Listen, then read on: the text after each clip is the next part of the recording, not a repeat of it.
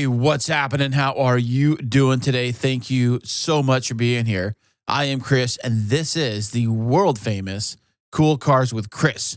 And on today's fantastic episode, you know, Courage, he lives up there in Temecula. So in Temecula, he went to the Temecula Hot Rod Run. What is that like? Hot rods and cruising through Old Town? Fantastic. And then also, speaking of hot rods, we're talking about the Ford Mustang Dark Horse, because the reason why they're calling it Dark Horse and not Shelby, well, we'll answer that question on this episode. And then topping it off, you know, I have my Nissan 370Z. Well, it's had some issues with the suspension, and I found out that it's got an aftermarket suspension system on the car. So we'll talk about that on this episode. And this fantastic episode is brought to you by Podtastic Audio. Hey, look, I love podcasting. Hopefully you enjoy podcasting too. But other than just listening to podcasts, wouldn't it be kind of cool if you actually made your own podcast? Yeah, I can help you out with that. Go down in the show notes of this episode. There's a link. Click the link to get started. And just because you want to start a podcast of your very own, I'm going to give you a free copy of my book, The Podtastic Playbook. It's yours free of charge. Just because I love podcasting, I think everybody should have a chance to make their own show. And with that, let's go.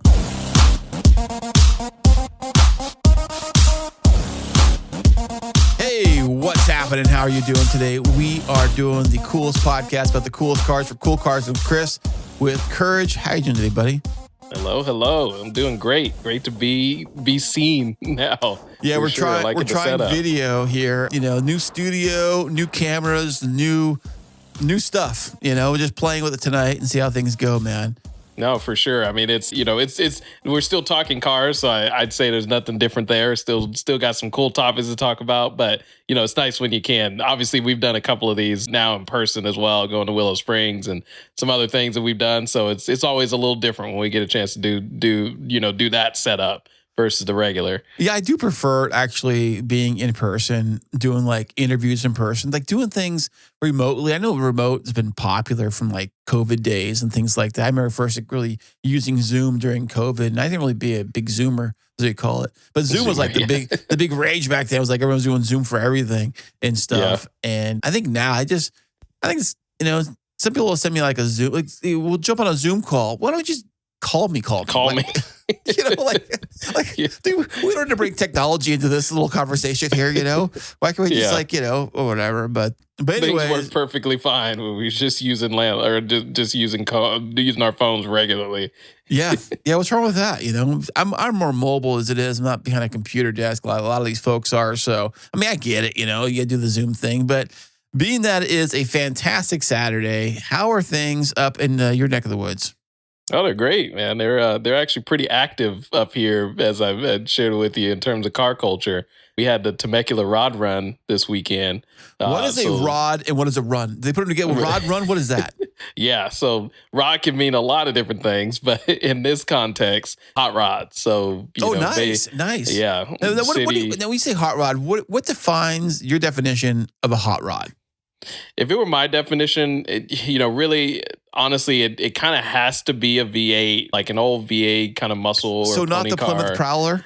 I was going to say, though, there are some exceptions, like a Buick, like GNX, like a Grand National, because those had the 6 cylinders, like that still qualifies as a hot rod to me, just because of what you're able to do. But for the most part, generally speaking, I'd say something big V8, has a nice grumble to it. And yeah, it kind of fits in that pony car, muscle car kind of realm. That's where my mind goes when I think hot rod. I think of 30s, what's it called? Chop roof, fenders gone. That is true. That's extreme. Yeah, I do get your point on that. Or you got the big blower on the hood, or what's left. The hood's gone, the engine's just sticking there. Yeah, it's sticking there. Has no hood. Right.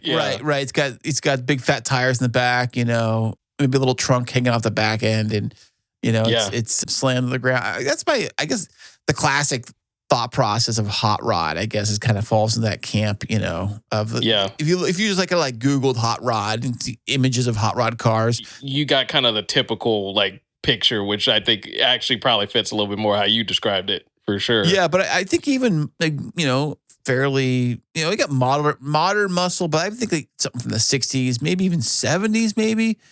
I mean, I don't think anything from the 80s. Maybe I'll see like a Fox body that's got the fenders removed. And you got the engine, the blower sticking on the thing. And you can do some crazy stuff with cars. You really can.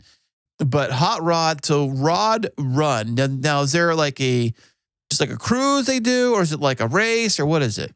So yeah, this is the first time that I was actually able to go to the cruise, which is I didn't really know what that meant exactly. I thought that maybe they cruise through the town and go do something else or whatever. But it's 2 days, and so the first day usually is the cruise, and so a lot of the cars are coming into town, and they have this section, basically this sectioned off town, area of Old Town where they'll kind of get everybody situated. Then the second day is the show and shine car show. But the cool thing about the cruise is that what they do is they had an area where all the cars would come in, and then they basically, the police and blockades and things made this route so the cars can literally just circle up and down Old Town as much as they wanted. Are they loud? They'll like just revving the engines? Yeah, they got to a point like guys revving their engines, just blasting the classic like rock and roll and everything, and it's literally just a vibe. Like the town, like all the sidewalks are full of people just watching everybody walk by or watch every drive by,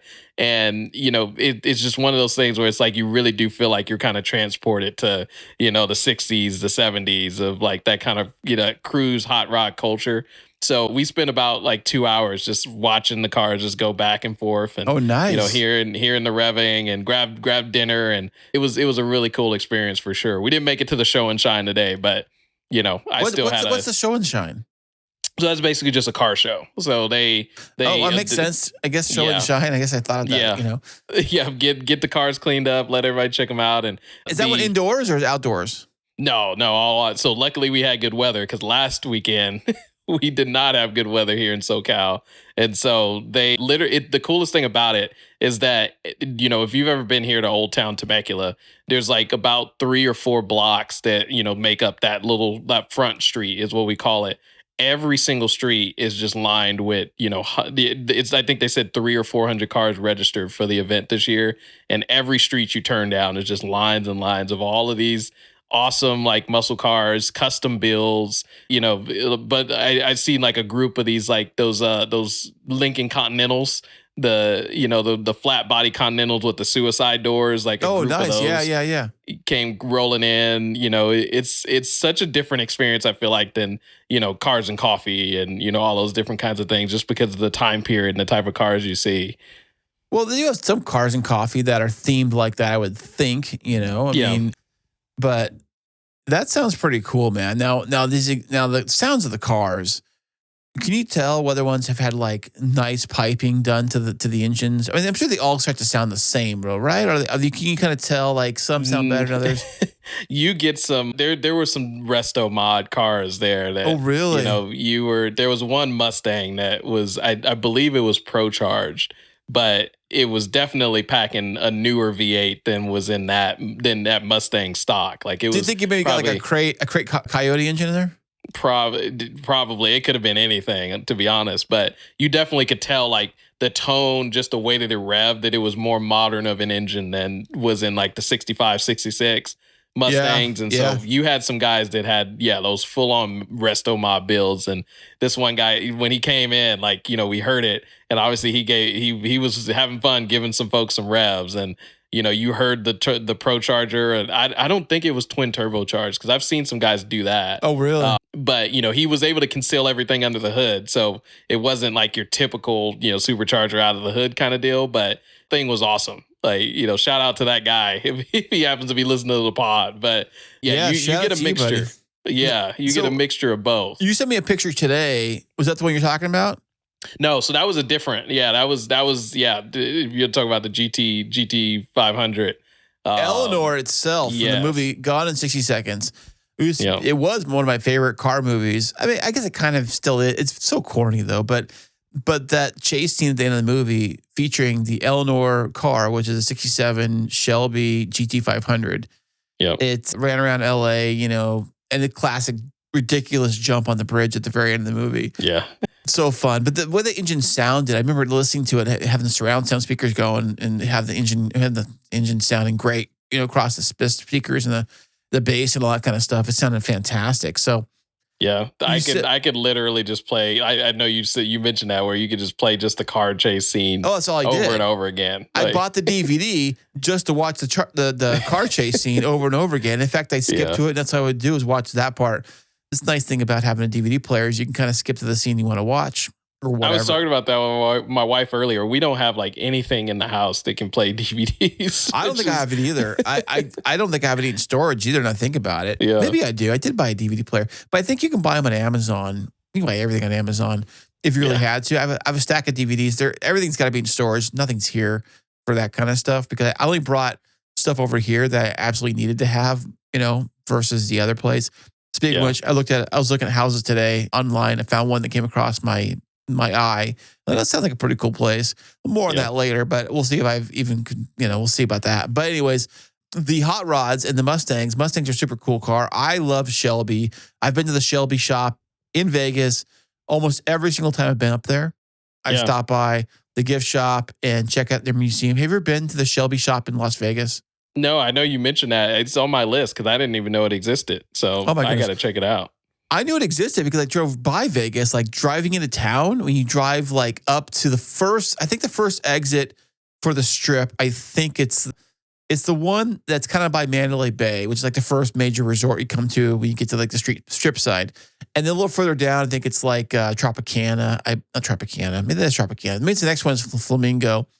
But just before that, like literally like a block before that, you can see the Shelby like warehouse on the right side of the freeway, the east side of the freeway. And every time I drove by the place, I saw the thing. I was like, man, I want to check that place out. Check it out. And we looked into it one day. We were on a road trip. Actually, what were we doing? We were on vacation one time. We flew into Vegas. We had some downtime before we flew back home. So we went over there and checked it out. And it was awesome. I was like a kid in a candy store. Yeah. The gift shop, it's got like everything swag you can think of, from license plate frames to t-shirts to mugs to like everything, And of course I was like, I think I'd spent like $300.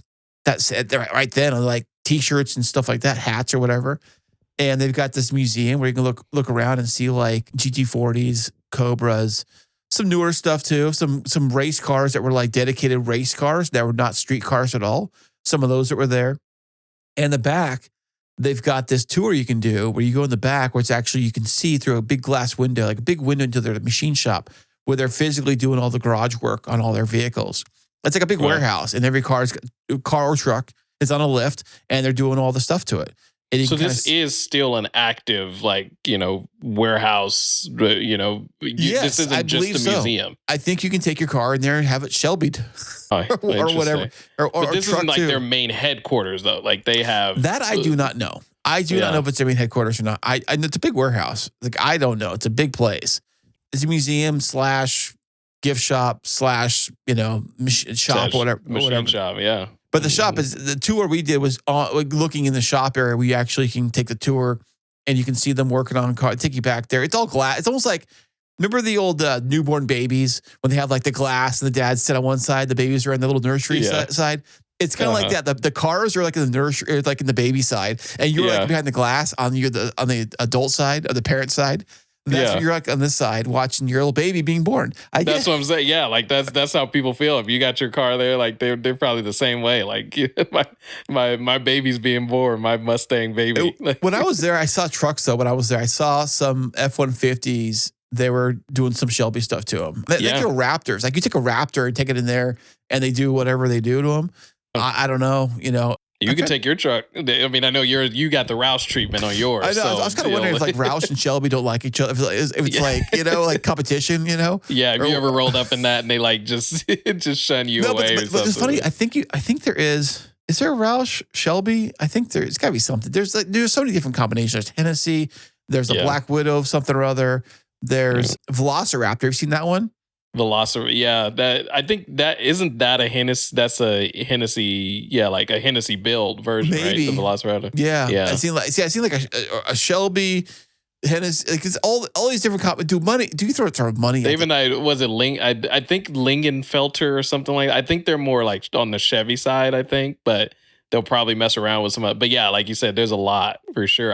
One thing I was gonna say though, and you've mentioned this obviously with your truck having the Coyote V8 as well, is there's another guy I follow on Instagram that basically got like, one of the newer like F-150 that on the surface just looks like a straight work truck, like, the you're talking about like they call it the Mexican GTR. Yeah. I never knew about that until recently. Yeah. That's basically my truck. Well, they're buying the work truck stock base model, but they're getting it in 4-wheel drive. The reason why they're getting it in 4-wheel drive is so they have the all-wheel drive. So it's like a GTR, it's all-wheel drive kind of deal. But I've never really like launched my truck because I have 4-wheel drive also.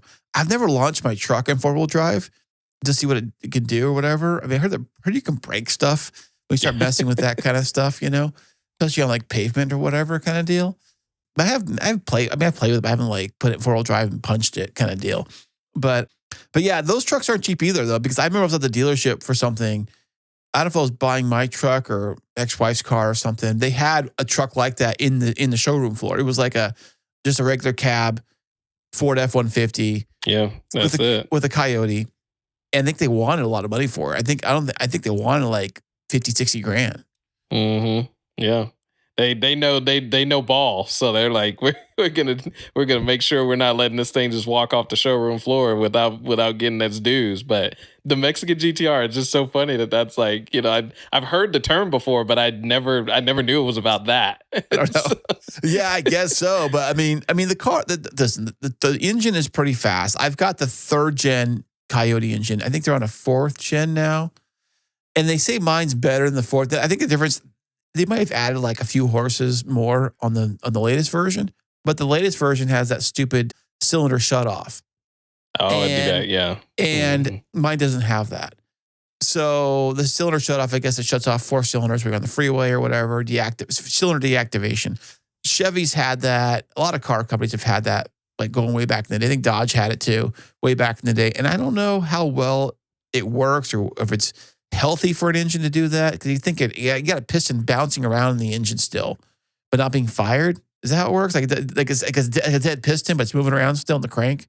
I mean, it's interesting because I know that Chevy's had it for a while. Like that was that's how like the Corvettes like have always like had crazy great gas mileage, is because they've been using that for a while on those. And I'm not in that world, but I haven't heard that be a major issue. Like there's certain things with cars that like they'll come like with a certain feature from the factory, but when people, when it gets a certain age, people start finding like delete kits and like how to override that because it actually starts to, cause issues. But I haven't heard that be something in the Corvette community, at least, that like people try to remove. So makes me think that they kind of found a way to make that reliable. I'm guessing, but or maybe there's a mode to shut that off. Maybe, just like there is the mode to shut off the auto stop. Your car probably doesn't have it because it's stick shift, right? Your car doesn't do the auto start. Stop. Doesn't do, yeah, and not even the automatic. They don't. Luckily, that hadn't made its way into there either. Are you sure? Because I thought it was mandatory for like all cars. No, because I've driven before I bought my car, I drove a DCT version of mine, and it didn't have it. It's got all the other like lane departure, where you actually have to hold it, but it didn't have auto shut off. I always turn it off, and the times I forget to turn it off, and the truck dies on me at the stoplight, I get so annoyed. I have to like hit the button on the dash, I'm like, yeah. But I always turn it off. I think everybody turns it off. It's when I first got the truck, it didn't have the exhaust set up yet. And so it was kind of quiet. And so it did turn off. I didn't even turn it off. I had the radio going, whatever, turned off. But the air conditioning kind of felt kind of weird because don't forget the air conditioning now. Because at a certain time, yeah. Well, the air conditioning now is trying to pull off the battery now, not the actual like motor. And so I was like, that's weird. And then I was like, this doesn't sound right, whatever. But once you get the actual like exhaust on the thing, and it did sound amazing when I got the exhaust opened up, because I bought the truck, they sell it kind of like with the exhaust on there, the Roush exhaust on there, but they kind of cap off one of the actual pipes. There's 2 pipes on my exhaust. There's a loud pipe, I guess, and a soft pipe. I don't know, but they cap the loud pipe, and they pull the little plate off. I had to take it to the shop. I had to take it back there, make an appointment. They pull it off, but because they sell it kind of a quiet. But like, this thing's got an exhaust on the thing. It sounds like a regular truck. It doesn't sound like it's nothing special about it, Yeah, they're like, bring it back. Come on the back side of the building, and we'll we'll figure some things out. After I bought the thing, they made an appointment and took it back there, and they did the little cap. I think I have the cap. It's in my glove box. There's a little metal plate, like this covers one side of the exhaust. And now it sounds good. I mean, I think it sounds really good. When I've heard like Valet take the truck away from me and things, I'm like, that thing's pretty good. Especially when you get in like that sport mode. Yeah. It gets really loud. I think it's a really nice sound. And those Coyotes sound great too. And I know that, I think I sent you a video saying that like, there's a video where another podcast or show was saying how the Coyote V8 is like the best V8 you can buy, like out there, like better than LS, better than all of them, because all the things you can do to it and how much power it makes and how you can twin turbo the thing and throw boost in the thing and supercharge the thing and whatever to the thing, Yeah. And it makes a lot. It makes a lot of power out of the box. And I'm sure you can break it. It's aluminum. It's an aluminum motor, so you probably can. That's the thing. Like when you start getting crazy boost numbers, you really have to have like an iron block, like the 2JZ. What made the 2JZ so popular with boost and getting crazy numbers? The fact that it has an cast iron block, not an aluminum one. Now the aluminum one's lighter, I get it, but aluminum is like a tin can. When you're really pushing high boost, you need that extra strength. Is yours aluminum? Do you know your engine? I don't know. I'm gonna look that up. Actually, I'm not sure. It's obviously just overall lighter motor, but yeah, I'm curious actually. Given that the car itself is pretty light for what it is, like I would kind of assume that it's aluminum, but yeah, we'll see. Well, that's one thing I knew about when Ford was talking about doing their EcoBoost engines, especially the 2.7 for the F-150. They were bragging about how it has a cast iron block and the 5.0 is aluminum and things like that. I'm not sure about the 3.5 EcoBoost. It might be also cast iron. I'm not sure because they're running boost on those things. They're trying to. I have no idea what boost level they got those things at, but to make sure they can tow and haul and do things like that and things like that. You got to be able to put it through its paces. Yeah. But the thing is that you wouldn't mention today on the show is that Shelby is dropping their name from the Ford Mustang lineup as of like yesterday or recently, I should say. Pretty recently, yeah. Yeah, and the reason why, which is kind of fascinating when you think about it, I didn't think about this because for a while now, I remember when the Shelby name came back, it was probably, when did they make like their first, like their big return? I know they had Mustang, the V6, of course, and they had then they had the GT. And then they sometime around, I think it was like late 2000s. I think the 05, 07 Mustang is when they came out with the GT500. Was it around then? Yeah, you're probably right. Yeah. Yeah. So GT500, the Ford, I think they called it Shelby. They called it the Shelby GT500. It was the Shelby GT5. Yeah. That's right. And that was sometime around then. And then they made lots of versions of the GT350. I think that was also called Shelby, right? The GT350 Shelby. And then, of course, the 500, of course. And was the actual GT4 GT, was that called Shelby, do you know? No, so that was always a Ford. That was always like a Ford GT. They didn't have the Shelby. They didn't have the Shelby moniker on those, which was something interesting that I was hearing about that of the GT, but then also the Cobra name was something where people were like, why is that never come back? And they were wondering if there was a little bit of tie-in with that because they did have Shelby Cobras and then they did have, Cobra Mustangs with like Shelby, tied to it as well. And so there was some people kind of speculating. There was SVT Cobras, remember? There were, yeah, you're right. Yeah. Which that's still like hands down one of my like I love those like late 90s like the SVT Cobra and the Cobra R like with the crazy like squared wing in the back like I think they only came in like 3 colors or something like red, yellow, and black or something like that, but those were cool. Yeah, I remember side exhaust too. Oh yeah, I remember those. Yeah, I remember those. And they had the saline version of the car looked something like that too. Had a crazy. That was another one actually. Another of the tuning companies. Yeah, Saline. I kind of forgot all about them. Yeah, with Ford they had their gamut on a lot of stuff. Of course, Roush. I'm not sure when Roush jumped in the scene. Probably pretty early too. I think some Roushes that were like from the maybe 90s, early 2000s. I think there's some Roushes that came out, and of course Shelby and the Shelby Cobra. Do you remember the like it's like a flashback prototype they made of the Shelby Cobra in like mid 2000s? I don't think so. I do. Yeah, it was like I do remember that. It looked like a classic Shelby Cobra, but like a really chiseled modern. This is like the mid 2000s. Yeah. Remember mid 2000s where everything was like coming retro? like Yeah. the Chrysler 300, and like of course what else was there? They had like was the PT Cruiser, I The think, PT Cruiser, yeah. and there's The a few. SSR, you remember those? The Chevy Yeah, SSR? what was the Dodge Magnum I'm thinking of? It was like Yeah. it's like front end supposed to be all like modern chiseled. In the back's like a minivan, like a station wagon or whatever kind of deal. I've seen too many of those. So I thought it was a pretty hot car when it came out because it was like it's the coolest looking station wagon ever. That was like that. I see those every once in a while, and I see like dudes really like max out some power with those things. But I mean, that was a cool era where you could have like that SRT powertrain with in a wagon, like that was a cool era.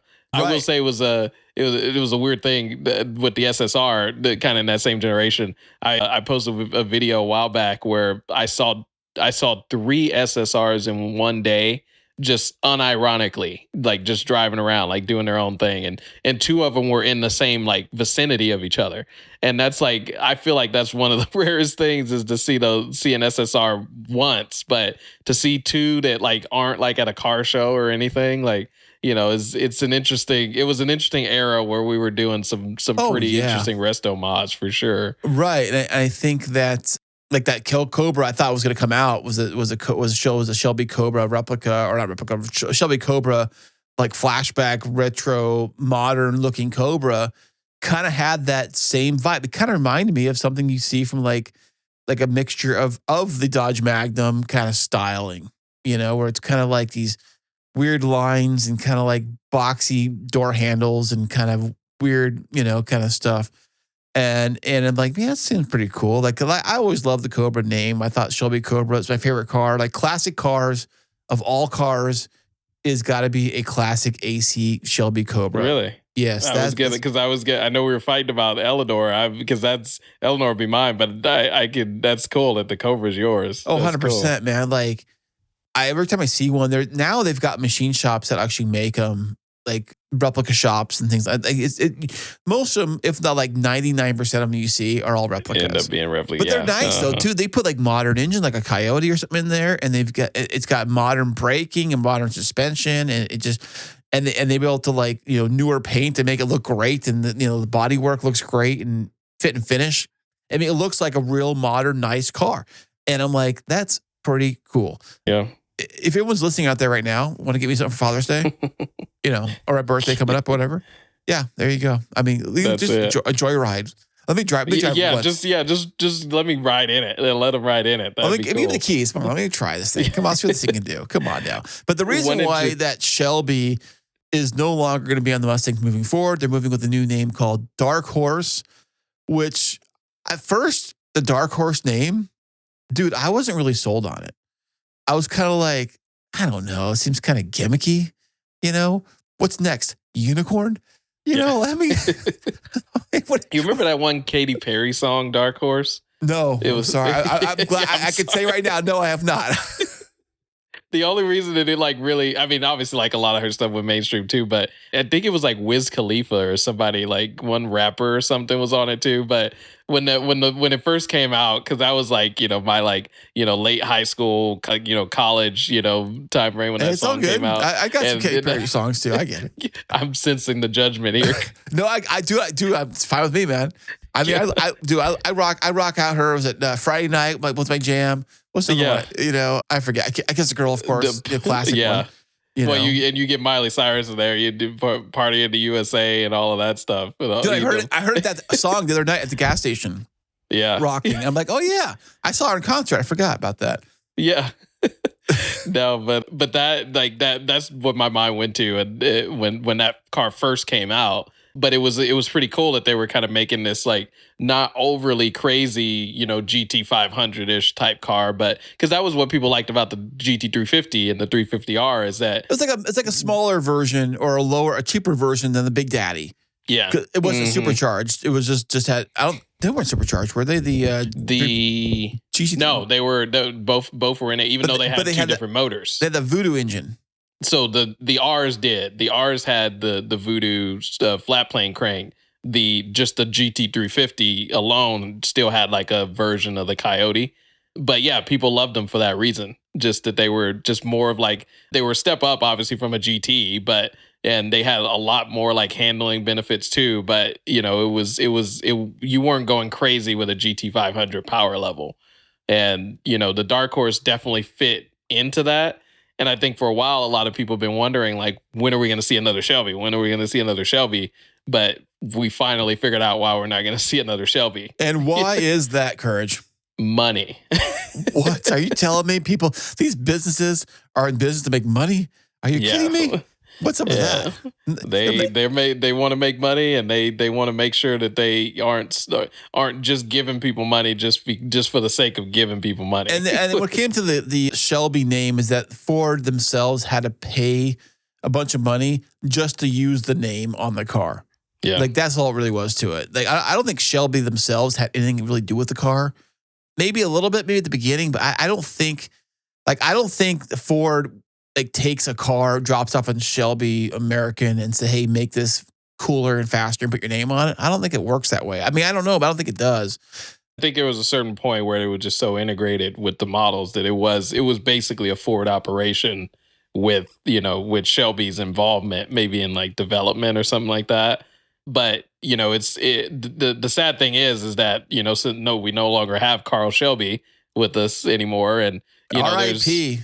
R.I.P. Carroll Shelby, the madman he was. Just like he lived beyond his years though. He was expected to go like way long ago, and he made it to, how old was he? Like 90 or something. He died 90 something. Yeah, maybe 80. So I don't know. He was up there, but yeah. So Ford just wanted to shell out the money for the name Shelby. I mean, I get it too. I mean, you want to move in a new direction, take the car in a new direction. This whole dark horse mode, which honestly, I think Shelby sounds better. It's got the heritage behind it. It's got the, branding behind it. People know what it is when you say Shelby, they kind of get it. You say dark horse and you're like, what is this like? Some kind of like, is it a pony? What is this like? I guess it is a pony car, but yeah, like what are we doing here? Is this My Little Pony show? What is this? Yeah, dark horse. I don't know, like. And that's the direction that a lot of people are leaning is like, yeah, like, at the end of the day, it was a badge and it was, it was a name, and it was, again, something that was so integrated into Ford that, it was still like a Ford product at the end of the day. But yeah, I mean, the Shelby name tied it into all of that history like previously. And again, for people like us, like going back to Gone in 60 Seconds and Eleanor and all of that, like, it really like brought in, Mustang to kind of stay in that realm. And so again, going Dark Horse, like they did well with the car itself. Like the Dark Horse is an awesome car, but not having that lineage, I think it's going to be interesting to see how that plays out long term.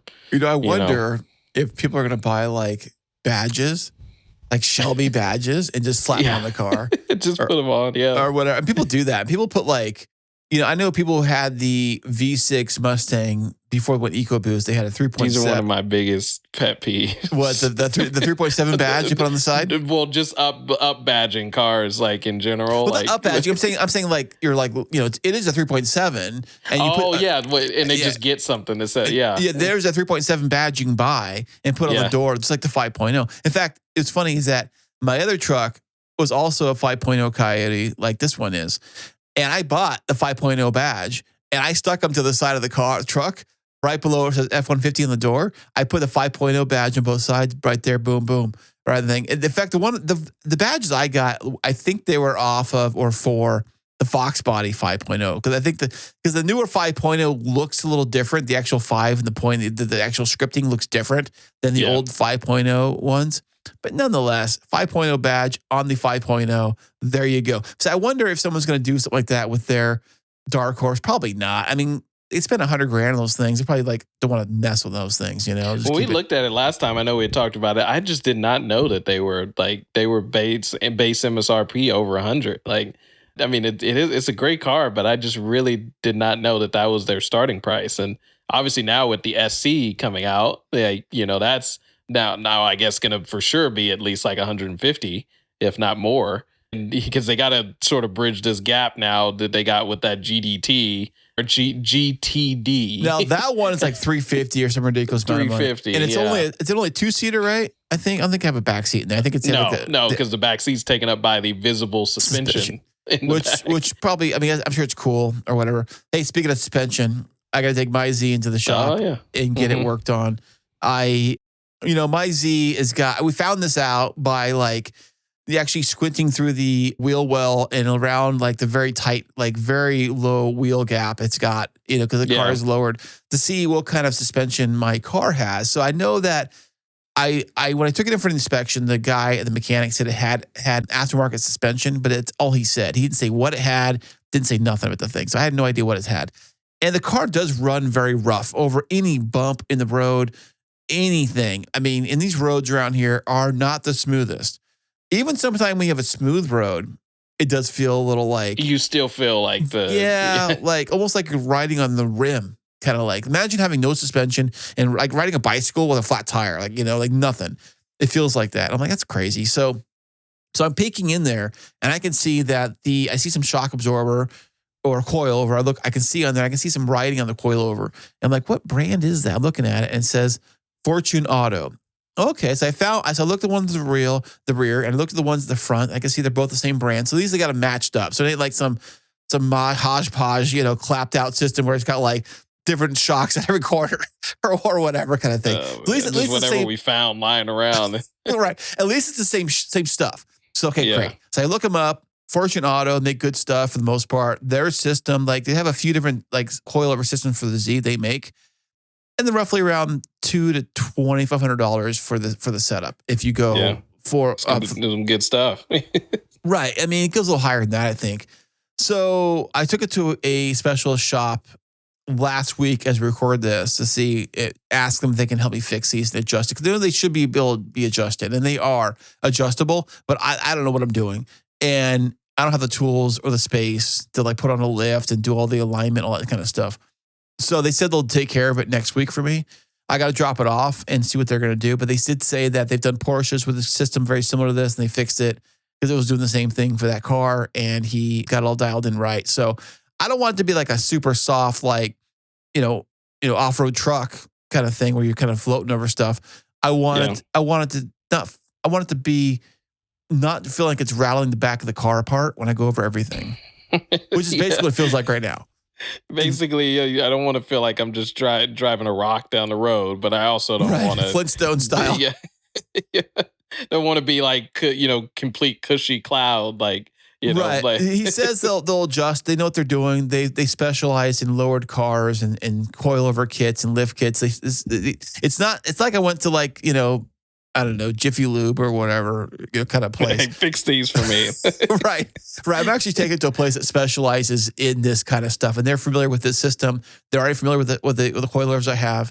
They know how to adjust them and fix them and all that kind of stuff. So cross some fingers. We'll see how much it's going to cost. I got to take it in there next week as we record this. We will see how it goes. Hopefully a nice smooth ride, and it's not all like damaged. And I don't know, man. I mean, I know owning a car, especially a used car, lots of miles and stuff, things come up. You got to get things fixed, you got to get things worked on. I get it. And I think this is one of those things where I'm like, man, it is really, really rattly in this car. Even when you try to go over things really slowly, it makes it worse. It's like it's really bumpy and bouncy. You feel everything, and I don't know. So that's why I have them look at it and have them adjust them. If they can be adjusted, adjust them. Well, I know how it is in San Diego because whenever I'd say it all the time. Whenever we go down to San Diego and actually like are in the city, I'm like I drive around pretty much with like the car in like full in mode, like my car with like the stiffest like dampening and suspension, because here like roads are like pretty great. Like there's only a few roads. Lucky you. Yeah. It's like when people say, "Oh, like SoCal, like roads," I'm like, yeah, we're kind of different over here a little bit, but it's mainly because we got a lot of wide open roads, and like even within the neighborhoods, you got all of these like newer builds, probably newer builds, and so like the roads and things are a lot nicer. But when we go down to San Diego, like instantly, like I'm like it has to be in the softest setting because like, you know, bumps and things, like you feel a lot of that, and you feel like you get that like where you feel like you're just inside of a washing machine, like, you know, just like, feeling every single shift and everything. And so I can definitely kind of attest to that, to where like if your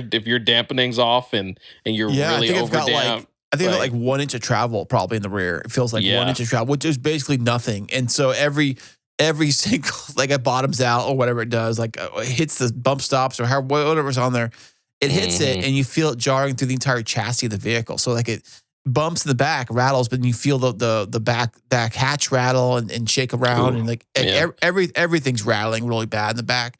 It's long term, it's like it's probably not that great for the car either. Like, oh no, and you know, and the funny thing is, I think the guy who owned the car lived up by you, and so maybe he was used to the smoother roads. Like, it's no big deal, whatever, you know. But maybe down here, different story. I don't know, but yeah, hopefully get that worked on coming up soon. And speaking of Z's, you know, you said that, and I've said this, but you said that it's very rare do you see the newer Z like on the road, like you know, they're almost like a unicorn. You see when you like, you know, check it out. Like, get excited. Yeah. Wow. I saw one going to work the other day. I was driving to work and I saw one on the road. And I was like, whoa, look at that, a new Z. Or maybe it was my work truck. But anyways, I saw one on the freeway. I'm like, oh, check that. It actually looks just like a pretty cool looking car. Because I think one of those things where like you see pictures of it and maybe you see it on Instagram or videos or whatever, that kind of stuff. But some cars, sometimes you got to see them in person to kind of like admire them, especially next to other cars too. Like you see him with like in a crowd of other vehicles, you see him, you're like, that's a pretty cool looking car. That stands out. Yeah. Although that we said they haven't been selling very much, and which kind of sucks, but they are expensive. Even on the used market, you were looking up earlier tonight, like even on the used market, they're like in the 40s. Yeah. They're still holding in the 40s in the used. Yeah. Which I don't think is like cheap, but I mean, what do I know? You know, I mean, compared to a Ferrari, it's dirt cheap, but compared to like, I don't know. I mean, you know, I picked up my car for less than half of that, you know? So I guess it's kind of one of those things where I guess it all depends, but tonight or recently, there was an accident here in town. And of all the cars that got involved in this crash, I didn't really think of just how coincidental all of that was. That it was like it's in our vicinity. And it being a Z. A new modern Z. A new modern Z. Crashed out. And I don't know if it hit something, but all the airbags were deployed and it crashed out. Looks like it did, according to what the police were saying, it looks like they were, based on the tire skid marks, that it looks like they were doing donuts in the street, lost control or something like that, and then just slid into like the side section of the road and hit something and then hit the curb, hit something. I don't know what. The car from the video I saw looked fairly intact. I didn't see any major dents. Did you see any dents? I just saw like the airbags were deployed. That's all I really could tell. I don't know if they just maybe didn't because it seemed like they were more deployed on one side. Like it looked like maybe the whole slid into that side. Like when you slid to the slide. Like sometimes if you lose control, you start sliding that side that hits. Maybe that's the side that got like the sensors went off, and that's the side that the airbags went off on. Yeah. You know? Mm-hmm. And I kind of wonder about that, but I didn't see like, to your point though, like it didn't seem like massive jet. Like you just didn't see, pieces of, bumpers and plastic and everything all over the place. So, it must have just been, I don't know if maybe they just took like one brunt to the side and you probably got a big dent like on like in the door panel or something like that. But, it definitely was enough to get the airbags deployed, which, and the side curtain ones too of all that. I kind of wonder, because it deployed the airbags, do you think it's considered now a salvage title? I would think so. Like it always depends on, just value of the car versus how much it would cost to fix it. But, I would assume that is probably total. Well, it's definitely going to be a black mark on their Carfax. It'll say like airbags deployed. When I saw my Carfax, it has all the checklists on there, like odometer rollback, airbags deployed, salvage title, that kind of stuff. And a lot of the Zs, unfortunately, the VQZs, a lot of them are salvage title. In fact, there's one at this dealership. It looks just like mine. It's like maybe a couple years older, same color and everything. Downstreet from my parents' house. And it's for sale in their lot. And a guy I work with was talking about, picking it up because we have a delivery down the street from there. And he drove by and he told me about it. I was like, really? Let me check this thing out. So I drove by, I saw it, and I went online and looked it up. Sure enough, it was an automatic. And it was salvage title. Oh man, yeah. And I'm like, Just curious of your thoughts on just salvage title in general. Like, I obviously like probably not for say like a daily, like a car that you really are like dependent on, but or for you, like is salvage title just the automatic, like under no circumstances you would never touch it? I got Or to find out the truth on this story because I've heard two sides to this coin. I've heard they're literally impossible to register and insure. And I've heard the opposite where you can register and insure them. So I yeah, don't know what's true and what's not true because I've heard both sides and they both seem to be legitimate. Of course, the last guy, he was at a Cars and Coffee and he was telling me that his car was salvage title. And I asked him about it. He said, no, you just take it in and you tell them it's salvage and they write it up and insure it and whatever, all kind of stuff. I said, are you sure? Yeah, yeah. But I don't know how you get the registration figured out. That's the thing. I got to get somebody on here to ask them about like how is it like? What's the procedure like to get a salvage title car like usable? You know, like to be able to use it on the street or whatever. I mean, or are they only for track use? Like I would, if you're going to build like say a Z track car, like there's ones you saw up at Willow Springs, like some of those like 350s we saw on trailers. Maybe they're salvage titles that they're just gutted and rebuilt for track only, as long as the major component. Because some of those Z's, like I heard that, I don't know if I heard this or read this, that a certain percentage of the car gets damaged, then it's salvage title, or a certain percentage of the value. Is that what it is? Yeah, and it could, it ultimately can be something that's not even really like that, not necessarily even like frame related or something. Just Right. whatever. It just might have just been something that, just went, was more than the value of the car. It's still a simple fix, but they just totaled it out because of that. And so, yeah, you might have an instance where it's like it's a good car all around, like it was repaired properly, but it still has a salvage title. And that's where that's where that question comes from, is that obviously if it's something that has been in straight up if it was sideswiped or has like massive frame damage that somebody tried to That's repair, a thing. Like yeah, anything that's like structural like damage type stuff. Where I mean, I don't know. I was kind of curious about myself because you can get some good deals on some stuff that's salvage title, but how do you even get it like registered, insured, safety? Like how do you even go through all that stuff? Like all the little hoops you got to go through just to save $1,000 or $2,000 or whatever it is. Yeah. It's for me at the end of the day. It's like pain in the butt. Like it was going to cost you more time to get something done. That's why I don't drive like all over town to save 50 cents on gas. I saw a post today. They were talking trash about like it was a post. I think they're in Utah.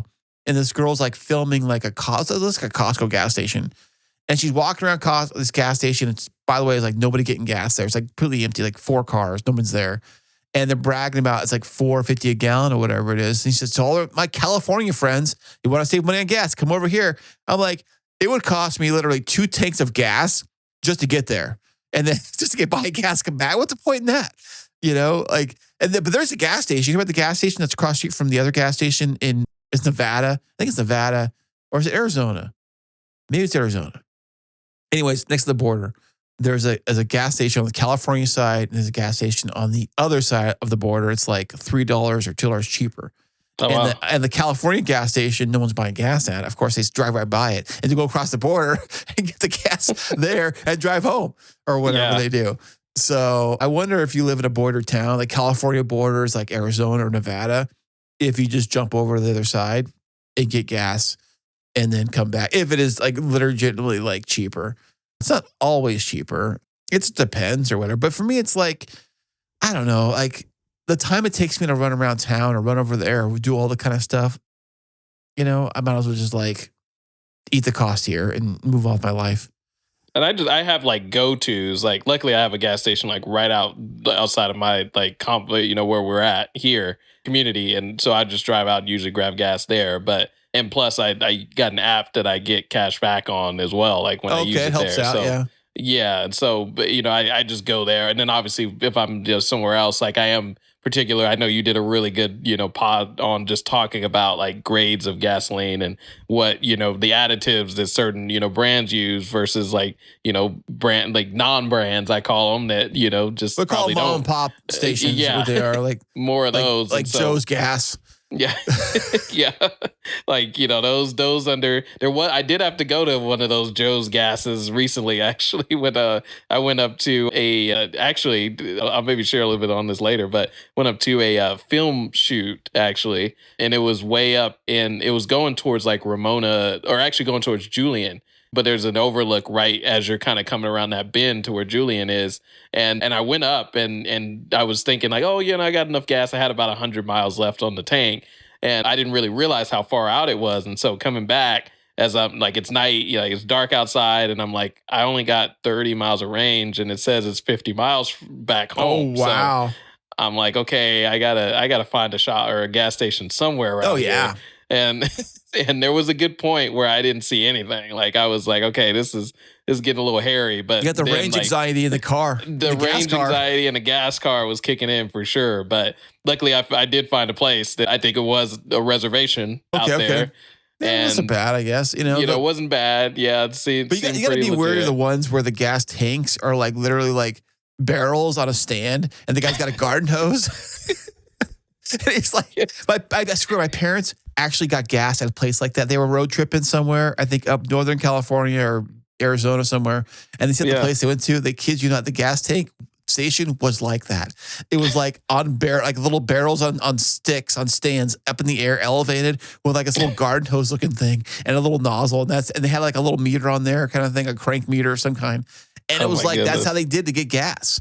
Yeah. Like, no thanks. Anything could be in there. Like, rust and whatever. It could just be some water or whatever. Like, who knows? But that's the thing with gas and different things like that. I know that your car does have a very small tank, so I can see where like range anxiety for me would could kick in a lot. I mean, like a 10-gallon tank in that thing, 11-gallon tank. 12, yeah, 12.9 or 12.5 or something like that. But do you do the thing where when you're running low on gas in a stick shift, just put it neutral on every hill you can. Like cruise it neutral down the hill. Yeah, you start, either you like, make sure you shift like into the highest gear as you can, as quickly as you can, or yeah, like if you can coast, try to coast a little bit more, pop it into neutral. The kind of sucky thing. I mean, it was a little rainy and it was dark, so I wasn't really like gonna, but it was a nice road that I was on. And so like, obviously when you're on a nice road, you want to kind of, drive enjoy a bit and like enjoy it, but I'm not enjoying it at all because